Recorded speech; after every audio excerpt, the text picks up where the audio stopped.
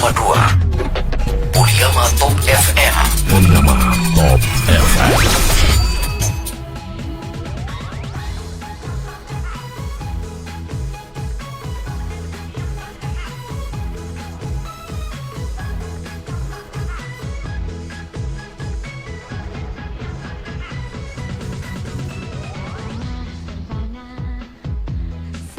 Standby studio.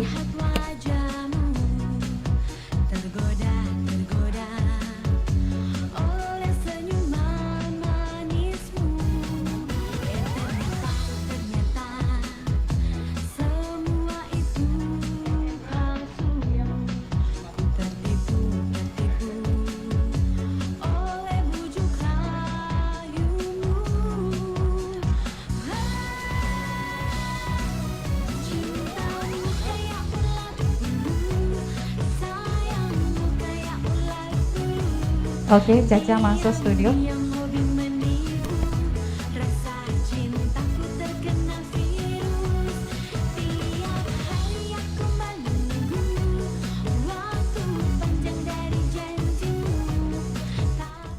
Iya, para mitra Poliama di mana saja Anda berada, saat ini kita sudah tersambung dengan rekan yang berada di warung kopi Kedai Mekar untuk melaporkan langsung dialog bersama kantor wilayah Kementerian Hukum dan HAM Provinsi Gorontalo dengan topik Undang-Undang Cipta Kerja.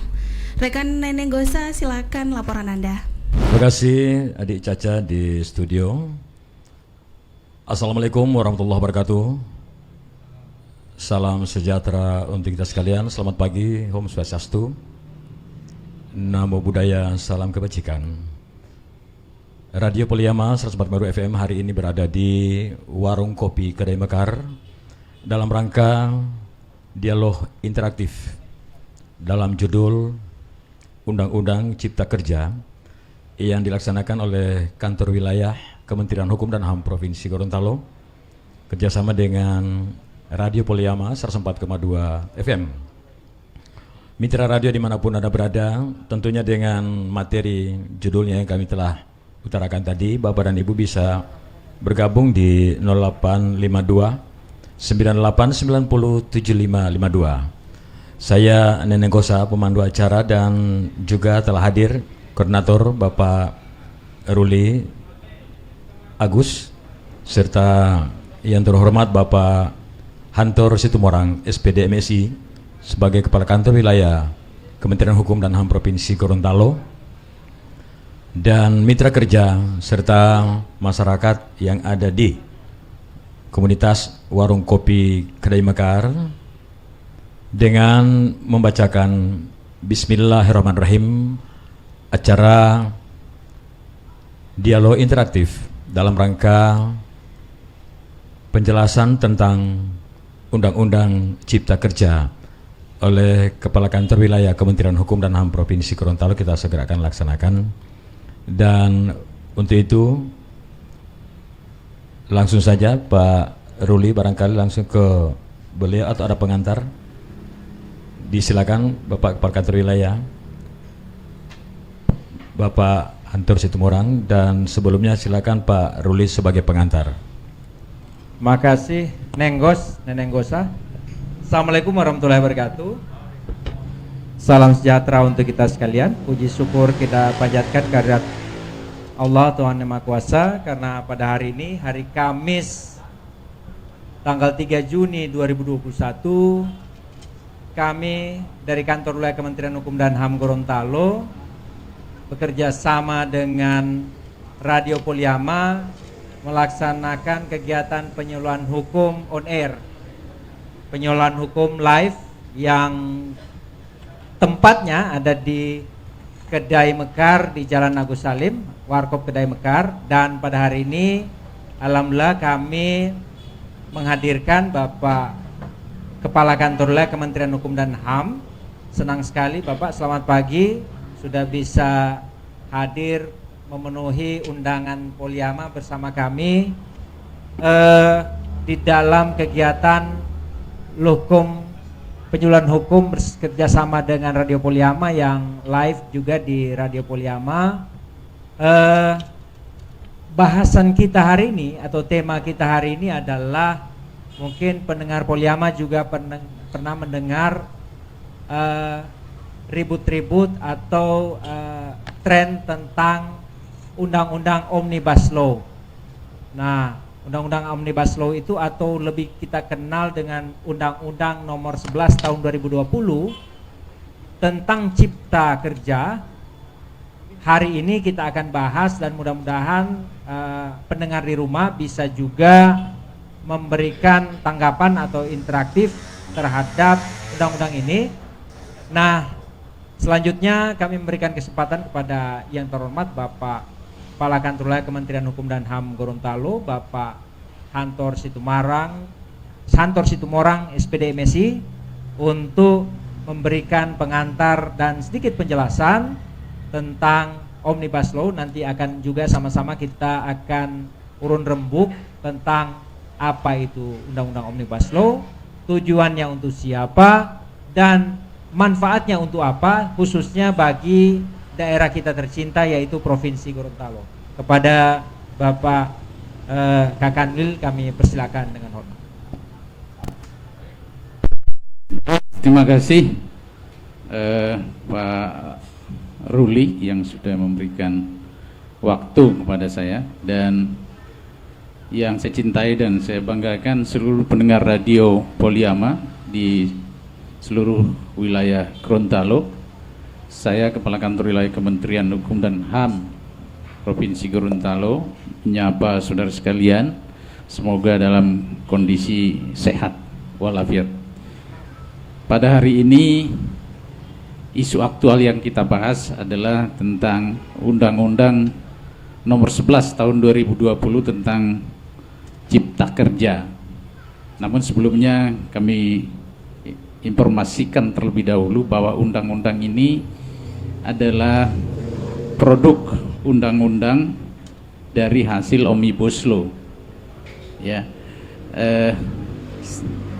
beberapa saat atau pada bulan-bulan yang lalu kita selalu mendengar tentang Omnibus Law. Apa sih sesungguhnya Omnibus Law itu, menjadi tanda tanya buat kita semua.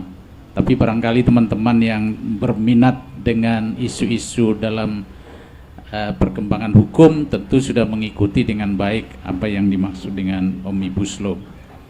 Jadi Omnibus Law itu sebenarnya kalau dari sejarahnya di Paris itu adalah transportasi semacam bus yang bisa mengangkut banyak orang dan termasuk barang-barang muat yang dibawa orang bisa dibawa sekaligus dalam satu bus besar. Jadi seperti bus sapu jagat seperti itu. Nah, ini juga diadaptasi juga di dalam Omnibus Law untuk hukum, ya. Jadi dibuatlah suatu pemikiran baru untuk membuat hukum kita ini, karena sudah over regulasi, sudah terlalu banyak, ya, dalam data yang kita punya itu dari mulai undang-undang, perpu, PP, perpres, peraturan Kementerian Lembaga sampai ke peraturan daerah itu sudah mencapai total 43.235 peraturan perundang-undangan. Nah, baik di tingkat pusat itu sekitar 38.000, di tingkat daerah 149.919. Nah, ini juga kondisi regulasi yang saat ini sedang dihadapi oleh bangsa Indonesia. Jadi over regulasi, terlalu banyak aturan. Nah, terlalu banyak aturan juga berpotensi atau berpengaruh terhadap kualitasnya sendiri. Jadi regulasi yang buruk dan mengarah pada terjadinya ketidakharmonisan. Ya, ada tumpang tindih di sana. Kemudian dimungkinkan ada konflik antar regulasi. Nah, itu yang terjadi. Nah, regulasi yang buruk juga ikut memberikan kontribusi negatif bagi pelaksanaan kehidupan berbangsa dan bernegara. Nah, oleh karena itu mulai sekarang jangan berpikiran bahwa regulasi bisa mengatasi semua permasalahan hukum. Ya, Justru semakin banyak regulasi akan semakin mengekang kita dan semakin berpotensi untuk timbulnya konflik. Oleh karena itu perlu dilakukan simplifikasi atau penyederhanaan regulasi dengan melakukan pemangkasan regulasi. Nah, pemangkasan regulasi ini dapat dilakukan melalui pendekatan omnibus law. Nah, ini yang kita sebut dengan regulasi sapu jagat. Artinya satu undang-undang bisa banyak terkait di dalamnya, tentunya yang saling berhubungan, ya, seperti itu. Nah, itu sejarahnya bicara tentang omnibus law. Nah, oleh karena itu Undang-Undang Cipta Kerja ini salah satunya undang-undang hasil omnibus law. Kenapa? Karena dilakukan analisis dan evaluasi, kita mempunyai masalah di dalam kemudahan berusaha. Kemudahan berusaha itu padahal itu sangat strategis dalam percepatan pertumbuhan ekonomi bangsa dan negara. Oleh karena itu muncullah satu gagasan Undang-Undang Cipta Kerja, Undang-Undang Nomor 11 Tahun 2020, ya, yang nanti di dalamnya turunannya juga banyak, ya, banyak semuanya yang berkaitan dengan bagaimana menciptakan pekerjaan bagi masyarakat supaya lebih mudah, gitu ya. Dan di sana Kementerian Hukum dan HAM mengambil bagian khusus beberapa hal yang terkait dengan kemudahan berusaha, ya. Jadi dalam pendaftaran badan usaha kita mempunyai satu strategi atau satu inovasi untuk kemudahan berusaha. Kita menciptakan yang disebut dengan perusahaan perseorangan, ya, perusahaan perseorangan. Jadi ini yang akan kita bahas nanti lebih banyak kaitannya dengan bagaimana perusahaan perseorangan sebagai satu solusi kemudahan berusaha bagi masyarakat Indonesia. Saya pikir itu dulu sebagai pengantar, ya. Makasih. Mungkin juga saya bisa tambahkan, Nenggos, bahwa apa yang dimaksud dengan kemudahan berusaha itu kira-kira seperti kadang-kadang kita ingin berusaha, akan tetapi urusannya, perizinannya itu ribet, ya. Mau harus ke dinas ini, ke dinas ini. Izin itu tidak hanya satu, bahkan ada sampai 5 sampai 10, dan semua izin itu berakibat biaya, ya. Karena izin itu kan selalu identik dengan biaya, ada biaya perizinannya. Nah, dengan Undang-Undang Omnibus Law ini, Undang-Undang Cipta Kerja ini, regulasi atau peraturan yang menyangkut mengenai perizinan berusaha itu akan dipangkas, ya. Misalnya orang mau berusaha membuka warkop ini tidak mungkin tidak ada izinnya, karena pasti ada surat, ada situnya, misalnya paling sederhana surat izin tanpa usaha. Terus kemudian bentuk badan usahanya seperti apa. Itu semua itu akan memakan waktu, memakan biaya, dan juga mungkin memakan perasaan, ya. Akhirnya kemudian menjadi kontraproduktif terhadap semangat orang untuk berusaha, ya. Dengan adanya Undang-Undang Cipta Kerja ini, hal-hal seperti itu akan diterobos. Hal itu akan diterobos, dan mudah-mudahan pada tingkat daerah juga akan ada penyederhanaan sesuai dengan amanat Undang-Undang Cipta Kerja, bahwa ada hal-hal misalnya perizinan yang tadinya itu harus ada 5 tempat, itu cukup dengan 1 tempat misalnya. Saya kira itu tambahan dari saya, dan kami silakan mungkin ada respon dari Nenggos Oduolo. Ruli Agus, beliau sebagai koordinator penyuluh hukum Kementerian Hukum dan HAM wilayah Provinsi Gorontalo yang hari ini telah memberikan sebuah pencerahan tentang seperti apa yang dijelaskan tadi oleh beliau, Bapak Perkantor Wilayah Kementerian Hukum dan HAM wilayah Provinsi Gorontalo, dan juga Bapak Ruli Agus SHMH ini telah menambahkan pula. Olehnya itu kesempatan untuk kita 1-2 orang disilakan kira-kira apa yang Anda temui di lapangan nanti sebatas materi yang apa dijelaskan tadi. Ya, jadi materinya tentang Undang-Undang Cipta Kerja, Bapak dan Ibu. Ya. Olehnya itu kesempatan kami buka dan juga hadir penanggung jawab siaran hari ini Pak Ruli, Bapak Abdul Habida. Siap. Hadir juga di tengah-tengah kita. Sebelumnya juga saya ingin tambahkan, silakan. Nenggos, nanti akan dijelaskan oleh Bapak Kakanwil mengenai ketentuan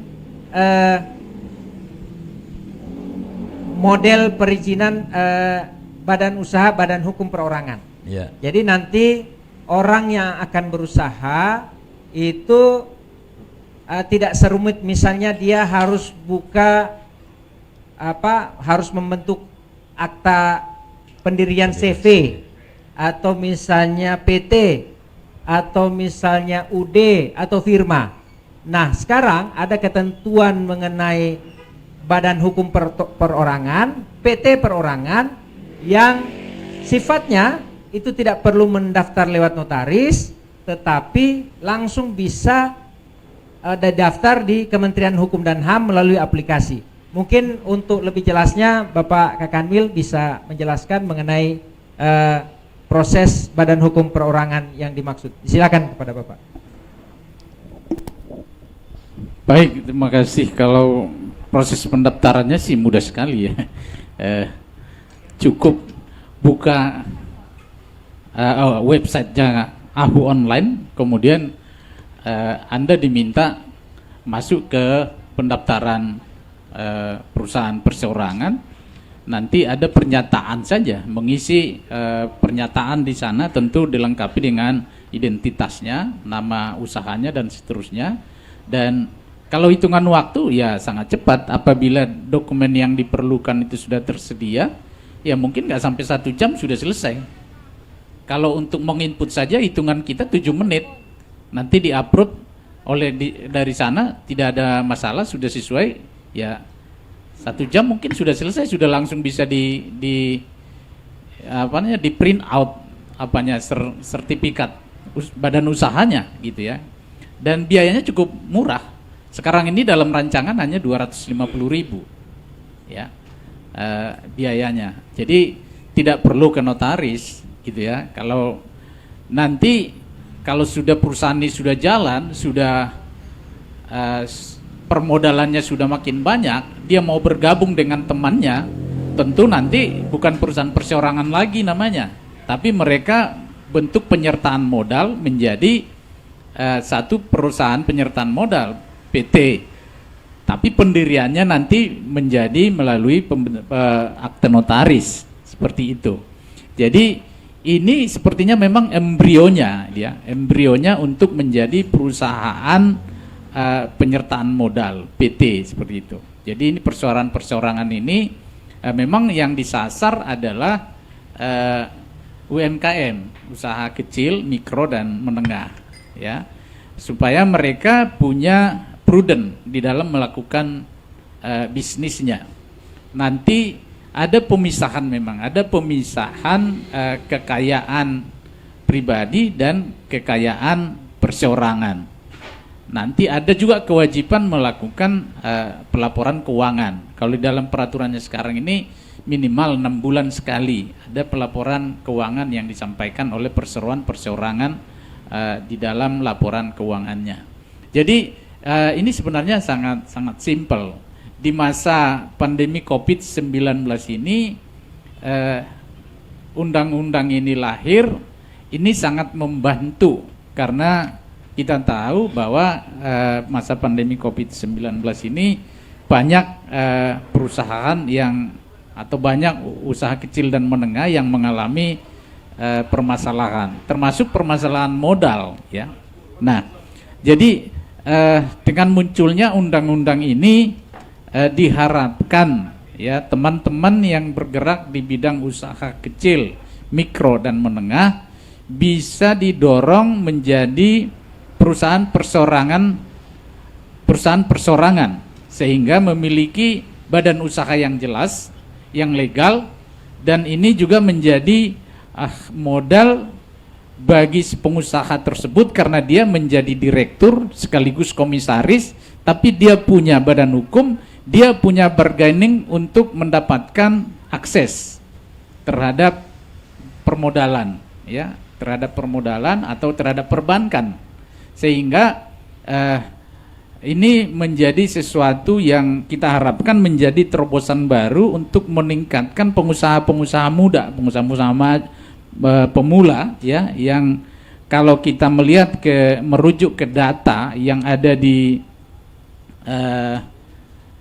pengusaha mikro menengah itu luar biasa banyaknya gitu ya. Kalau kita bisa dorong 10-20% saja mereka menjadi perusahaan persorangan, kita sudah akan meningkatkan ekonomi masyarakat kita dan juga penyerapan tenaga kerja untuk mereka bisa mendapatkan pekerjaan di sana.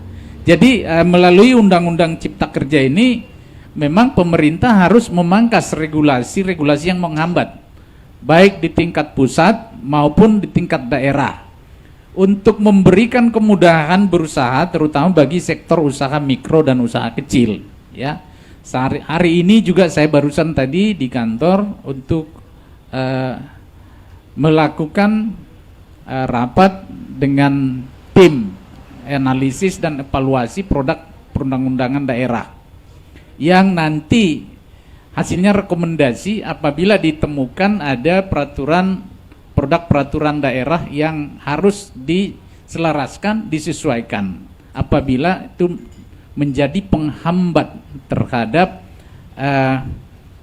kemudahan berusaha, ya, di tingkat daerah. Itu yang saya bilang tadi, pemerintah harus memangkas regulasi yang menghambat baik di tingkat pusat maupun di tingkat daerah. Jadi masyarakat harus dipermudah, diberikan kemudahan untuk membuat satu perusahaan persorangan, ya, perusahaan persorangan untuk kemudahan berusaha. Saya pikir, nah itulah dari undang-undang ini sehingga kita memungkinkan nanti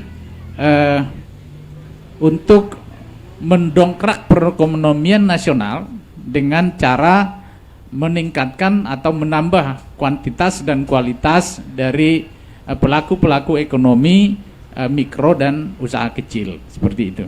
Itu yang sementara itu yang bisa saya sampaikan. Jangan lupa Nenggos, ya, dari hasil survei ternyata faktor penghambat dari orang berusaha yang pertama itu adalah kemampuan SDM-nya.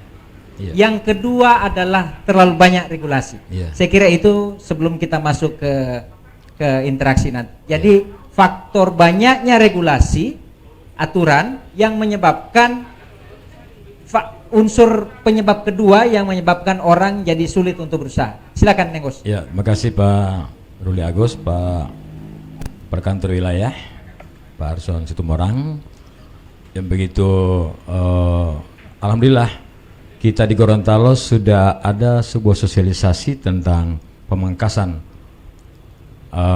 regulasi itu sendiri yang tadinya menurut beliau Pak Perkantor Wilayah Kemenkumham Provinsi Gorontalo, semakin banyak regulasi semakin memusingkan para masyarakat itu sendiri.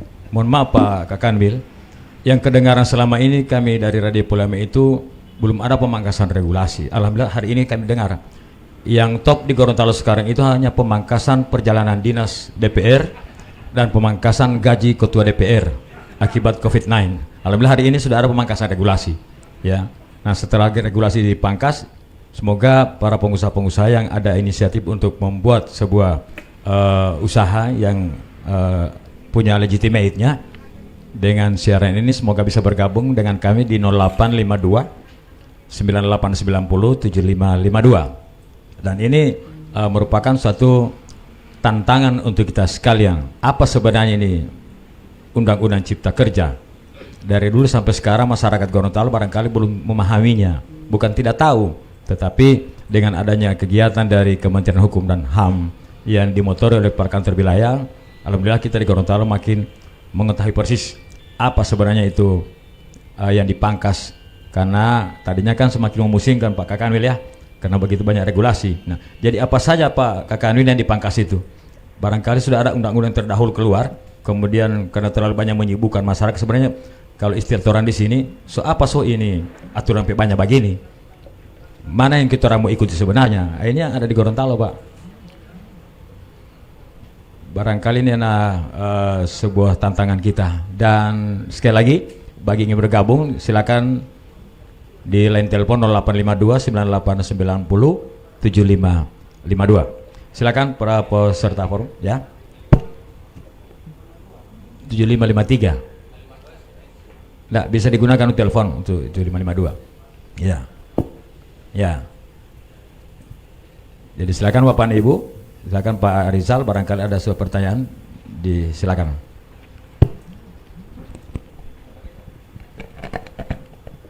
Mungkin Pak Fritz Ano bisa memberikan. Ada di sini Pak Ruli, Pak Rizal. Ya. Ya, assalamualaikum warahmatullahi wabarakatuh. Terima kasih atas kesempatan di pagi hari ini. Undang-Undang Cipta Kerja banyak penolakan dari serikat pekerja maupun LSM yang terjadi di seluruh Indonesia. Yang jadi pertanyaan saya, apakah ini dikarenakan kurangnya sosialisasi atau keterlambatan sosialisasi di media, atau kurangnya pendekatan pemerintah kepada LSM dan ketua-ketua serikat pekerja untuk memberikan sosialisasi lebih detail, sehingga pekerja-pekerja yang ada di seluruh Indonesia itu tidak dibuat bingung. Mereka mau percaya mana, pemerintah atau LSM atau ketua serikat? Jadi untuk teknis di lapangan kan ada semua di situ. Jadi dari LSM maupun serikat pekerja itu lebih memberikan pengertian kepada pekerja. Kira-kira itu yang bisa jadi pertanyaan kami. Terima kasih. Assalamualaikum warahmatullahi wabarakatuh. Silakan Pak Kakanwil, barangkali langsung dijawab Pak. Halo, assalamualaikum warahmatullahi wabarakatuh, dan seluruh para mitra yang sementara stay tune di 104,2 FM. Nama saya Abdul Wahab dari Telaga Jaya. Saya sering menyaksikan di layar kaca televisi persoalan-persoalan seperti ini, dan seperti yang dipertanyakan oleh Nenggos, ya, kira-kira regulasi mana saja yang dipangkas dan mana yang terbaru dan mana yang termudah. Contoh kecil, saya pernah mengurus tentang usaha bajakah. Ya, bajakah ini adalah yang sudah sukses, bisa mengobati, dan sudah ada testimoninya dari masyarakat, pengakuan-pengakuan, tapi terhambat di Badan POM. Ya, katanya belum ada uji dari kesehatan atau gimana terusnya, sehingga tidak sempat keluar. Ya, seperti contoh Nenek Kosa juga menjual bajakah. Alhamdulillah usaha itu rencana kami harus resmi karena sudah ya terbukti di masyarakat bisa menyembuhkan kanker, tumor dan lain-lain sebagainya. Dan ini membantu masyarakat miskin.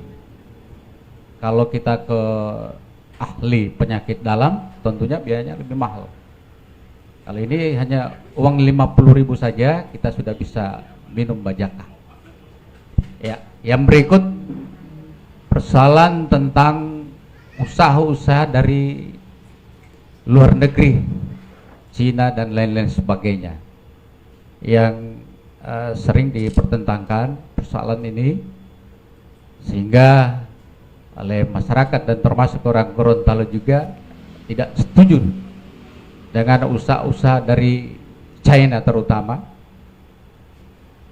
Kira-kira bagaimana dari solusi pemerintah hal-hal seperti ini? Demikian dulu sementara waktu menunggu perkembangan. Assalamualaikum warahmatullahi wabarakatuh. Baik, terima kasih Pak Gigi, Pak Wahab. Ada penelpon dari luar, silakan bergabung. Jadi kita barangkali batasi 3 dulu, dari Pak Rizal, Pak Wahab, dan penelpon dari luar silakan ingin bergabung. Halo. Halo. Halo, Dijauhkan radio kontrolnya, Bu. Halo. dari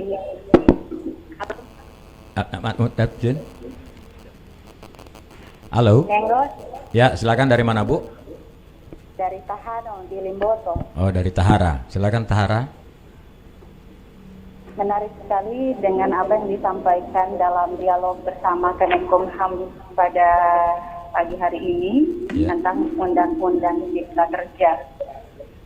Undang-Undang Cipta Kerja logikanya Neneng Gosa dan juga para narasumber. Ya. Kalau mungkin pemikiran awam seperti saya, Undang-Undang Cipta Kerja ini harusnya menciptakan pekerjaan. Ya. Demikian juga yang melakukan ini kan malah menciptakan pengangguran. Kita melihat dengan jumlah angka pengangguran di Provinsi Gorontalo itu sesuai data dari BPS per Desember 2020 itu justru naik, berada di kurang lebih angka 25.000 orang. Iya. Penjelasan tadi oleh Kepala Kanwil ini lebih banyak kepada kemudahan dalam model perizinan seperti apa. Kita melihat aksi yang kemarin, aksi dari FSPNI Provinsi Gorontalo, di mana mereka melakukan aksi demo. Ada 20 orang pekerja yang ada di salah satu hotel ternama di Gorontalo itu terkena PHK, apalagi di masa pandemi COVID-19 ini, dan terinformasi bahwa PHK ini tanpa alasan yang jelas. Yang menjadi pertanyaan saya, Undang-Undang Cipta Kerja ini sebenarnya sasarannya untuk apa? Untuk membuka lapangan kerja atau hanya untuk menciptakan kembali pengangguran yang angkanya sempat naik di Gorontalo, apalagi di masa pandemi COVID-19 ini, Nenek? Iya. Mungkin hal ini yang dapat saya pertanyakan. Tentunya sasaran dari undang-undang ini, undang-undang yang telah disahkan di akhir 2020 dan tentunya sudah ada turunan undang-undangnya. Apakah PHK juga termasuk dilindungi dalam undang-undang Cipta Kerja ini? Demikian Neneng Gosa. Terima kasih, Assalamualaikum warahmatullahi Bu Tahara. wabarakatuh. Berarti Ibu juga termasuk yang dipangkas untuk bekerja ya? Ya. Jadi barangkali Bu, dengan adanya Undang-Undang Bersobras tahun 2020 ini akan ada sebuah kejelasan, dan untuk itu 3 orang penanya pertama kami batasi dulu. Selanjutnya kami berikan kesempatan kepada Pak Agus. Silakan. Izin Bapak Kakanwil, sebelum Pak Kakanwil menjawab ke substansi, saya ingin sedikit merespon apa yang disampaikan oleh Pak Rizal dengan Pak Abdul Wahab tentang undang-undang apa saja yang dipangkas, diterabas oleh Undang-Undang Cipta Kerja ini. Jadi di dalam Undang-Undang Cipta Kerja ini itu ada mengatur tentang 11 klaster yang diatur, yang kesemuanya ini adalah untuk mendukung terciptanya lapangan kerja. Ya. Jadi saya bacakan. Yang pertama, klaster 1 adalah penyederhanaan perizinan. Yang kedua adalah persyaratan investasi. Jadi persyaratan investasi itu makin dipermudah. Yang ketiga mengenai ketenaga kerjaan. Yang keempat adalah kemudahan pemberdayaan dan perlindungan terhadap UKM. Yang kelima adalah kemudahan berusaha. Yang keenam adalah dukungan riset dan inovasi. Yang ketujuh adalah administrasi pemerintahan. Yang kedelapan adalah pengenaan sanksi.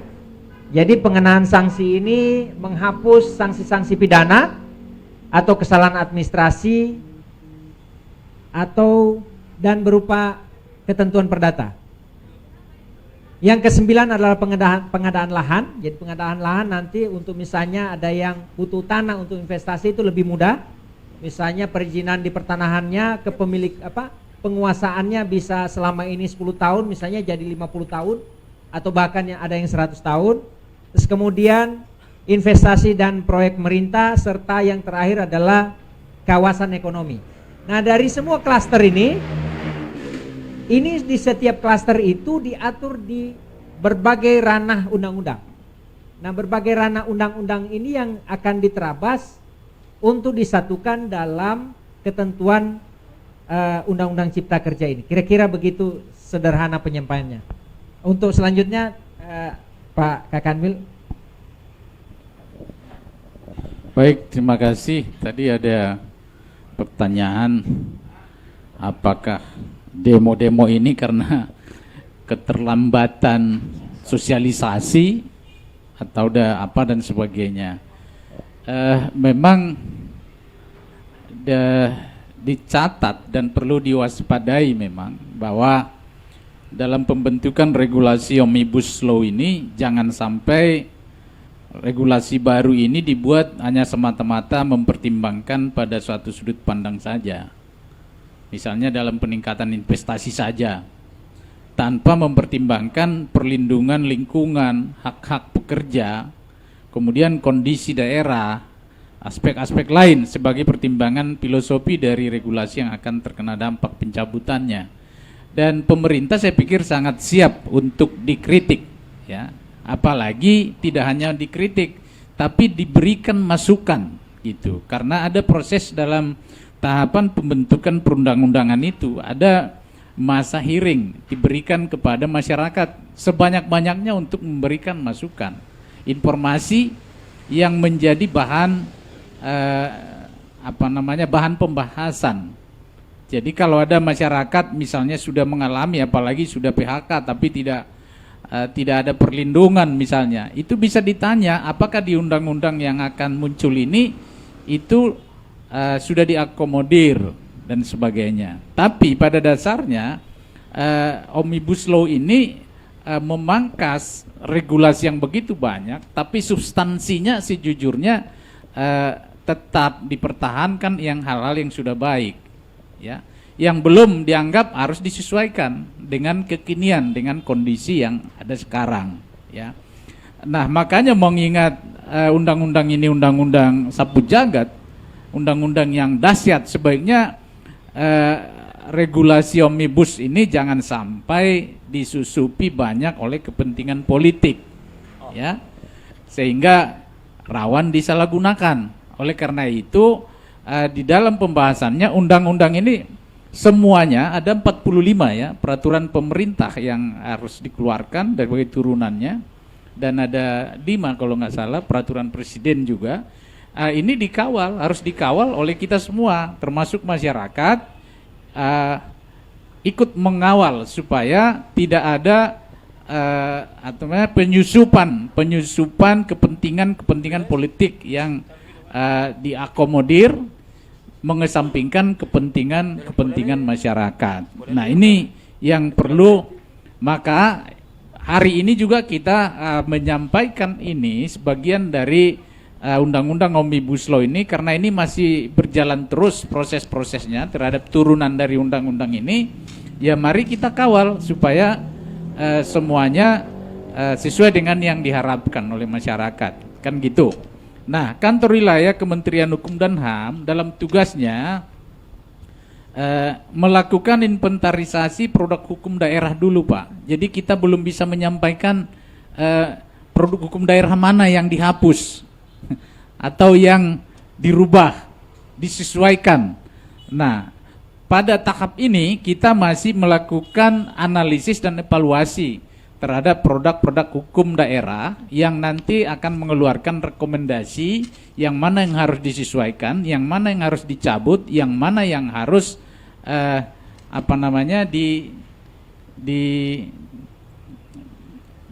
diefektifkan gitu. Karena juga harus dilihat efektivitas dari satu peraturan.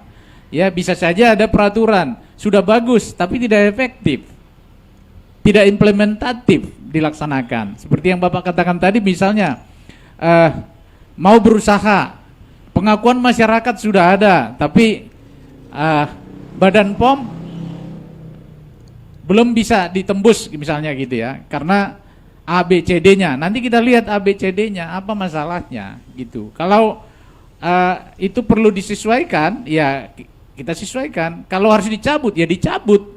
Nanti harus dilakukan suatu evaluasi, diuji bagaimana undang-undang itu bisa efektif digunakan. Seperti itu. Nah, kantor wilayah melakukan inventarisasi terhadap produk itu. Kemudian membantu perkuatan database peraturan perundang-undangan kita supaya juga masyarakat bisa mengetahui peraturan perundang-undangan apa saja yang ada di satu wilayah, ya. Nah, kita akan menginventarisir secara lengkap produk hukum daerah itu. Kemudian juga membuat kajian terhadap produk hukum daerah dan merekomendasikan langkah apa yang perlu dilakukan. Ya, tadi bisa mencabut, bisa merevisi, bisa juga mengganti gitu. Nah, terus melakukan perkuatan keterlibatan Kemenkumham dalam hal ini perancang peraturan perundang-undangan di dalam pembentukan produk hukum daerah gitu. Nah, ini yang kami lakukan sebagai pelaksanaan tugas pokok dan fungsi kantor wilayah. Nah, ini yang kami bisa sampaikan. Kemudian tadi ada juga pertanyaan tentang PHK ya, PHK. Saya pikir ini kan belum muncul satu peraturan dari turunan undang-undang Omnibus Law ini terkait dengan PHK. Ini masih menggunakan undang-undang yang sudah ada. Jadi tolong kami juga memang tidak belum mendalami ke sini, dan kami fokus dulu ke yang menjadi tugas kami sebagai Kementerian Hukum dan HAM kaitannya dengan mendorong kemudahan berusaha melalui pendirian perseorangan terbatas gitu ya. Jadi mohon maaf Ibu tadi yang mempertanyakan tadi, nanti bisa dicek Ibu proses pembahasan tentang undang-undang ketenagakerjaan kaitannya dengan PHK supaya bisa sama-sama dikawal. Terima kasih. Ya, sebagai tambahan Neneng Gosa, jadi dengan adanya Undang-Undang Cipta Kerja ini itu berkonsekuensi pada akan ada beberapa atau mungkin banyak peraturan daerah kabupaten kota yang mau tidak mau harus dihapus atau disesuaikan berdasarkan ketentuan Undang-Undang Cipta Kerja. Sebagai contoh sederhana misalnya di dalam ketentuan berusaha itu ada yang namanya hinder ordonansi atau sering kita istilahkan izin gangguan, ya, HO, hinder ordonansi. Itu nanti di Undang-Undang Cipta Kerja yang nanti akan disesuaikan oleh peraturan daerah kabupaten kota maupun provinsi, itu tidak akan ada lagi. Ya kan, kadang-kadang juga izin gangguan ini jadi bahan mainan orang, ya. Dia tidak mau kasih izin mungkin karena dia sentimen atau bagaimana. Ya, nanti dengan pelaksanaan implementasi Undang-Undang Cipta Kerja di daerah dalam bentuk penyesuaian peraturan-peraturan daerah kabupaten kota maupun provinsi seprovinsi Gorontalo, itu ketentuan HO itu nanti akan dihilangkan mungkin secara terbatas, ya. Jadi ada ketentuan-ketentuan investasi khusus untuk mikro itu akan hilang izin gangguannya. Saya kira itu. Terima kasih Pak Ruli Agus dan Pak Kakanwil. Menggarisbawahi apa yang telah disampaikan beliau Pak Kakanwil, bahwa aturan ini atau regulasi ini akan disesuaikan barangkali dengan pelanggaran yang ada, ya. Kalau demikian Pak, jangan sampai masyarakat umum ini Gorontalo ada yang akan muncul nanti. Jangan sampai aturan ini aturan jebakan, nanti sudah berbuat salah, ini aturannya, ya kan? Akan muncul hal seperti itu Pak, karena tidak tahu aturan undang-undang nomor berapa yang sudah dilanggar ini. Kan di sini tidak ada sebuah kejelasan bahwa diterapkan dulu semua. Kira-kira yang cocoknya ini mana? Kalau kita bikin perusahaan, kalau fotokopi tidak ada, satu lembar hilang, kena aturan. Atau seterusnya. Karena regulasi di sini kan masyarakat ini kan belum tahu mana sebenarnya yang sudah dilanggar dan mana yang tidak. Ketika tidak dilanggar, akan dilanggar lagi, maka regulasi akan muncul. Disitulah jebakan, Pak. Makasih. Sedikit Bapak. Makanya makasih pertanyaan dari Neneng Gosa ini sentilan luar biasa. Makanya memang barangkali di Provinsi Gorontalo yang pertama kali mengadakan sosialisasi Omnibus Law khusus Undang-Undang Cipta Kerja ini adalah kami dari Kementerian Hukum dan HAM, karena sesuai dengan asas hukum, asas keberlakuan undang-undang, setiap orang dianggap tahu hukum, ya. Ketika seseorang atau setiap warga negara itu melakukan pelanggaran hukum, tidak boleh ada alasan bahwa dia tidak tahu tentang ini. Makanya tugas kita pemerintah, khususnya Kementerian Hukum dan HAM, adalah terus melakukan sosialisasi dan penyuluhan terhadap undang-undang baik yang ada maupun yang terbaru dan akan ada, termasuk Undang-Undang Cipta Kerja ini. Saya kira itu, Nenggus. Jangan sampai Pak Ruli, ini aturan tiba saat tiba akal, Pak. Ini Gorontalo daya analisa kaji dan telaah itu tinggi. Disilakan, Pak. Jadi Bapak, Undang-Undang Cipta Kerja ini lahir tidak serta-merta, tidak tiba masa, tidak tiba akal. Ini sudah lewat kajian yang sangat lama. Bagaimana melakukan terobosan terhadap kebuntuan investasi, kebuntuan pembukaan lapangan kerja akibat dari banyaknya regulasi. Ya, ini justru mempermudah. Ya, dari tadinya misalnya, saya kasih contoh paling sederhana adalah pemangkasan dari akibat dari Undang-Undang Cipta Kerja ini adalah mengenai kemudahan berusaha.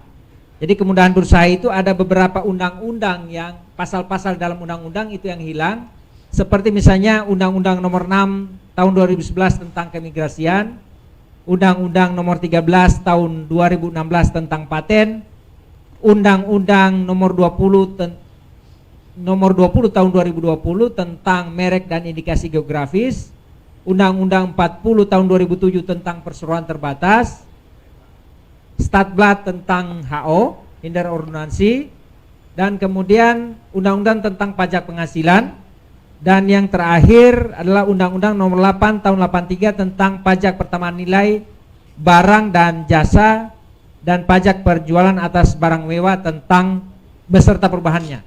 Jadi salah satu imbasnya sekarang ada peningkatan kemampuan setiap masyarakat untuk bisa memiliki mobil, ya. Jadi mobil yang tadinya itu dihargai dengan sebagai barang mewah dengan konsekuensi kena pajak barang mewah, sekarang itu sudah tidak lagi, ya. Jadi kita ada beberapa jenis mobil, saya tidak bisa sebutkan di sini, yang tadinya dia barang mewah jadi barang yang biasa. Jadi harganya otomatis turun, Pak. Saya kira itu, Pak. Ya, terima kasih Pak Ruli Agus. Barangkali dari floor yang hadir ada pertanyaan-pertanyaan yang terlewatkan. Disilakan Bapak dan Ibu. Pak Guru. Kedua lo, Pak. Silakan Pak Prits Ano, mantan Kepala Dinas Pariwisata Gorontalo Utara. Disilakan. Terima kasih Pak Kakanul yang saya hormati, Pak Ahmad, Pak Agus, ini teman Pak Kakanul. Memang waktu ditetapkan tentang Omnibus Law itu, saya yang satu-satunya paling senang dan setuju pada saat itu. Kenapa ribut pada waktu itu? Memang kan isinya itu belum terlalu diketahui. Kenapa saya senang itu? Karena saya lama berkecimpung di bidang kepariwisataan dan itu membutuhkan investasi dari luar ataupun dari dalam. Namun di Gorontalo ini kenapa investor enggan datang di sini? Karena dalam hal pengurusan izin. Saya mungkin adalah satu-satunya kepala dinas yang memediasi dan mengurus perizinan itu. Sama-sama pemerintah, saya juga pemerintah, mengurus asli susah. Sehingga itu saya senang Pak Kakanwil.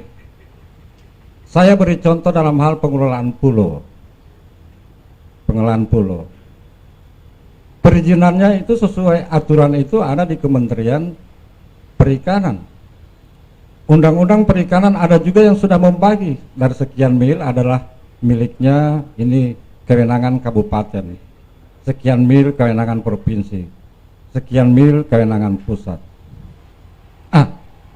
Saya bisa karena hampir semua pulau-pulau yang ada di Gorontalo Utara itu adalah dekat dengan pantai, berarti daerah yang lebih memiliki itu. Ternyata dalam pengurusan dan seterusnya ini tidak bisa. Harus ada izin menteri. Bolak-balik saya ke kementerian. Saya sendiri yang ngurus, bukan investor. Saya sendiri yang ngurus ke kementerian. Pak Fritz, ini kewenangan daerah. Sampai dengan sekarang, ini mohon maaf teman-teman di pariwisata, sampai dengan sekarang Saronde itu belum ada izin yang tetap. Sehingga itu investor itu bingung. Sana sini dia ingin mengembangkan tetapi belum ada kekuatan hukum, padahal kita selalu berkoar-koar kemudahan berinvestasi, di promosi itu akan dimudahkan, tapi susah.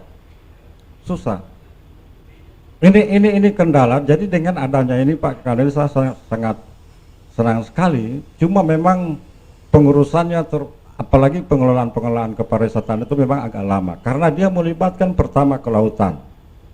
Kelautan datang ke lingkungan, ini berdampak lingkungan yang tidak harus izin. Bagaimana izinnya? Ada pengkajian Pak, berapa bulan itu? 3 bulan. Berapa anggarannya? Sekian. Ini yang menghambat kita. Saya bilang kalau saya yang pegang ini kekuasaan, investor kerja dulu, gampang semua itu, nanti kita yang ngurus.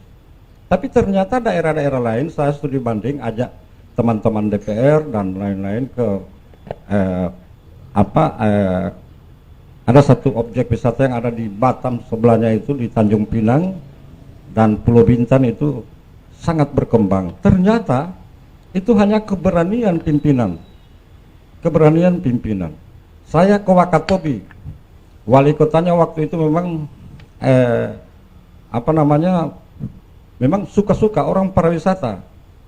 Ini Pak Presiden semua taman nasional. Saya buat menjadi salah satu daya tarik wisata. Ini banyak yang datang. Nah, saya saksikan sendiri. Nah, ini yang Pak Roy dan Pak Kakamil, saya sangat bersyukur sekali. Ini sangat mudah dan barangkali kalau orang-orang warung kopi itu dia lebih cepat, dia sudah tahu bahwa ini. Cuma yang khawatirnya kita dari warung kopi, yang Pak Kakanwil sekarang sedang sosialisasi ke kita, sampai dalam pengurusan di daerah itu susah. Sehingga kita berkesimpulan, ini dengan teman saya, senior saya Pak Pomi, sebetulnya programnya Jokowi ini bagus, cuma tidak nyampe ke daerah-daerah. Ini Pak Kakanwil. Jadi saya sangat bersyukur sosialisasi ini berjalan terus. Kenapa banyak yang demo? Karena memang belum tahu. Saya sangat gembira Gubernur Sulawesi Selatan waktu itu dia kumpul masanya, kemudian dia jelaskan di seluruh mahasiswa bahwa tujuan Omnibus Law ini dan seterusnya. Saya sangat syukur sekali dan terima kasih Pak Roy dan masih ada satu Pak, apakah undang-undang yang telah dipangkas itu sudah otomatis hilang atau tetap masih itu? Karena ini berdasarkan undang-undang yang Cipta Kerja ini baru ini lagi muncul. Jangan nanti dalam pengurusan di sini belum bisa Pak Fritz. Apakah otomatis gugur dan seterusnya, itu yang maksud saya. Makasih Pak. Assalamualaikum warahmatullahi wabarakatuh. Makasih Pak. Waalaikumsalam warahmatullahi wabarakatuh. Terima kasih tanggapan dan saran dari senior kita Pak Fritz Ano. Sekedar informasi Bapak Kakanwil, Pak Fritz Ano ini adalah mantan Kepala Dinas Pariwisata di Kabupaten Gorontalo Utara. Sebelumnya beliau adalah seorang penggiat wisata dan banyak melahirkan penggiat-penggiat wisata baru, anak-anak muda yang dijejali dengan kemampuan berbahasa Inggris yang bagus, sehingga banyak menarik wisatawan ke Gorontalo. Sedikit saya sebelum masuk ke Pak Kakanwil, saya ingin memberikan tanggapan kepada Pak Fritz mengenai salah satu klaster dari Undang-Undang Cipta Kerja ini adalah penyederhanaan izin berusaha. Jadi penyederhanaan izin berusaha itu meliputi 50 undang-undang Pak. Jadi 50 undang-undang, 782 pasal yang harus digabung dan disederhanakan. Jadi luar biasa Pak. Ada 50 undang-undang yang tersebar, tidak cuma undang-undang yang terkait dengan pariwisata, tapi ada undang-undang lain juga yang harus dipangkas habis untuk melahirkan regulasi baru yang lebih mudah. Itu yang pertama. Yang kedua, seperti yang disampaikan oleh Pak Kakanwil tadi, Kantor Wilayah Kementerian Hukum dan HAM sedang melakukan sedang melakukan inventarisasi terhadap peraturan-peraturan daerah baik provinsi maupun kabupaten kota yang ternyata selama ini tidak selaras dengan semangat Undang-Undang Cipta Kerja. Secara asas, kalau kita bicara asas,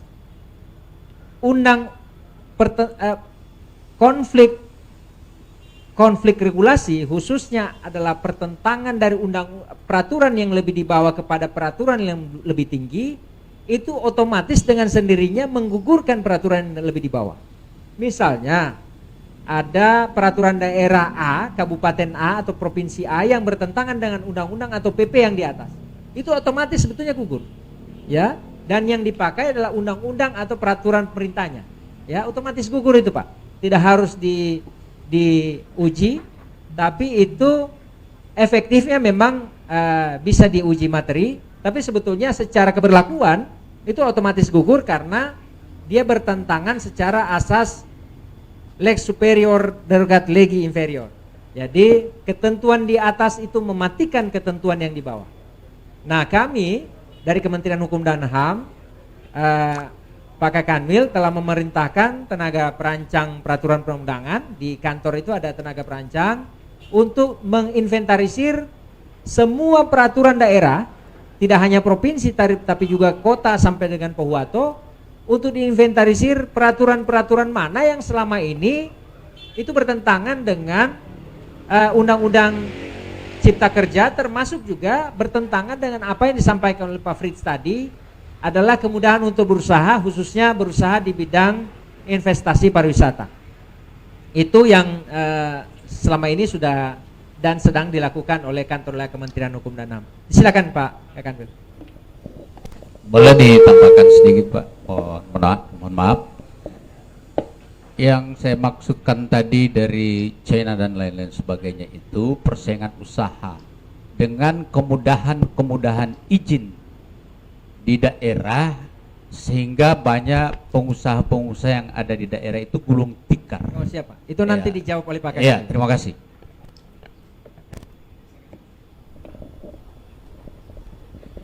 Baik, ini Pak Fritz ternyata nih pelaku gitu ya. jadi tahu semua gitu ya. Inilah kenapa perlu omnibus law Pak, karena memang kalau yang dulu itu kalau bisa dipersulit kenapa dipermudah kan gitu. Kan gitu. Sekarang harus dibalik, jangan dipersulit tapi dipermudah, kan begitu Pak. Jadi memang pola pikir masyarakatnya juga sudah berubah, ya. Dengan statement-statement Pak Presiden kita kan melihat memang ada satu semacam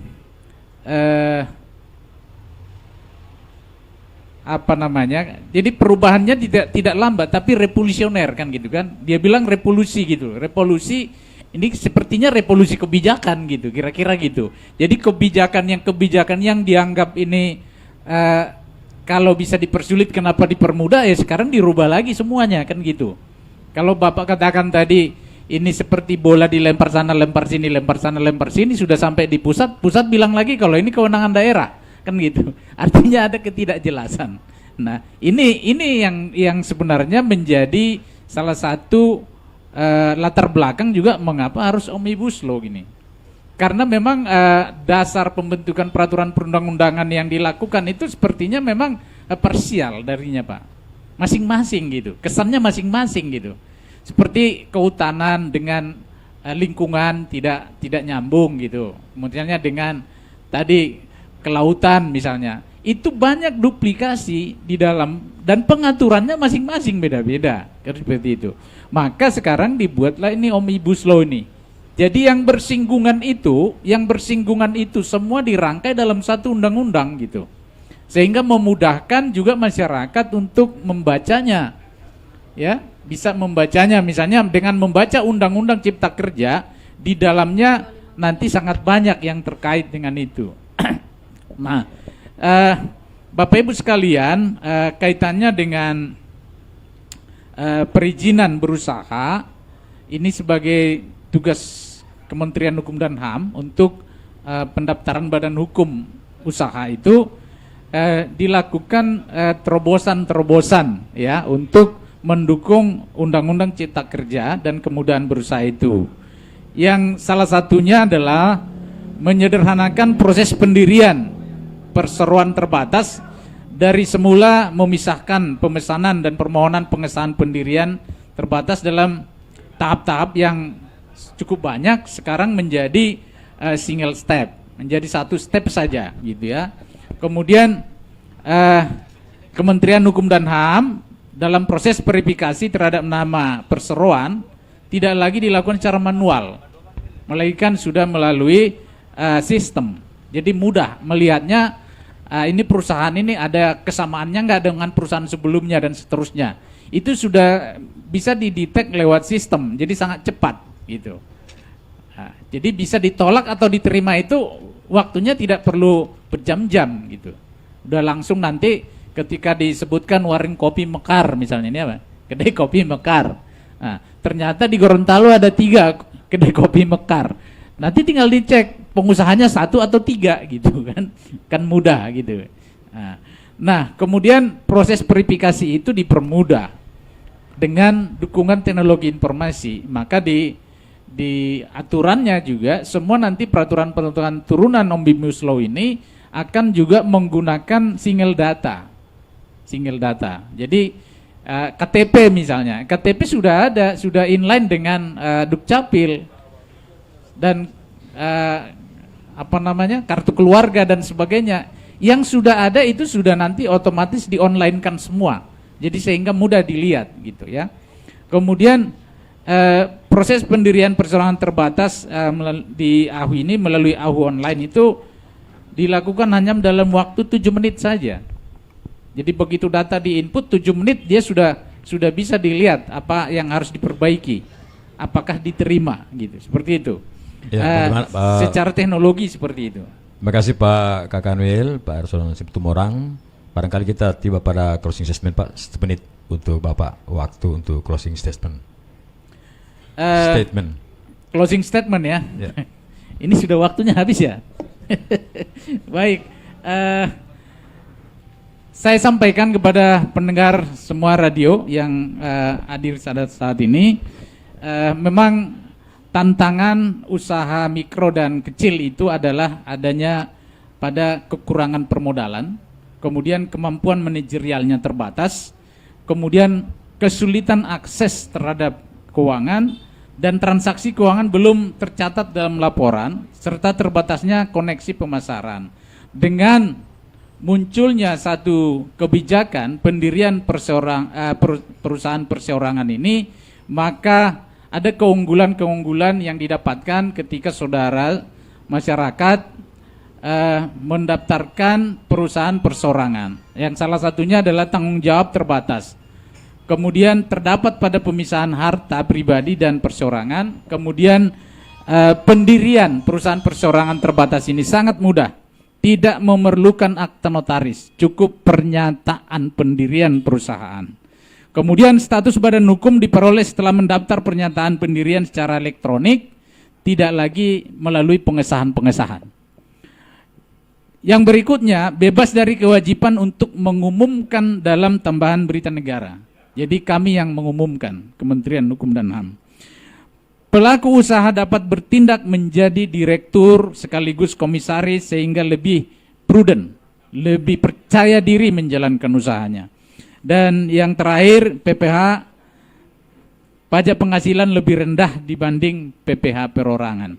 Nah, ini yang saya sampaikan, dan mari masyarakat Gorontalo untuk mendaftarkan perusahaan perseorangan. Jadi saudara-saudara yang sudah sekarang ada usaha mikro, kecil, menengah, silakan untuk mendaftarkan perusahaan perseorangan untuk mendapatkan apa yang saya sampaikan tadi. Itu closing statement dari saya. Terima kasih.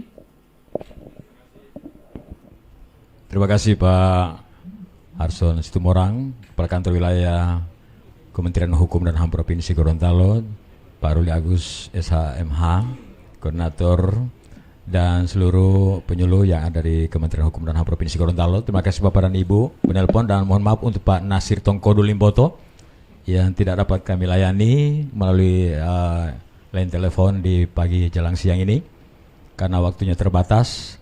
Olehnya itu terima kasih sekali lagi untuk juga Pak Pris dan rekan-rekan panelnya, Pak Rizal, Pak Wahab, Hida, dan seluruh masyarakat pendengar Radio Poliama dimanapun berada. Dengan mengucapkan Alhamdulillahirrahmanirrahim, interaktif tentang Undang-Undang Cipta Kerja yang dilaksanakan oleh Kementerian Hukum dan HAM Provinsi Gorontalo kerjasama dengan Radio Poliama, Sersempat Kemadu FM, saya Neneng Gosa, kembali ke studio, dan terima kasih. Assalamualaikum warahmatullahi wabarakatuh.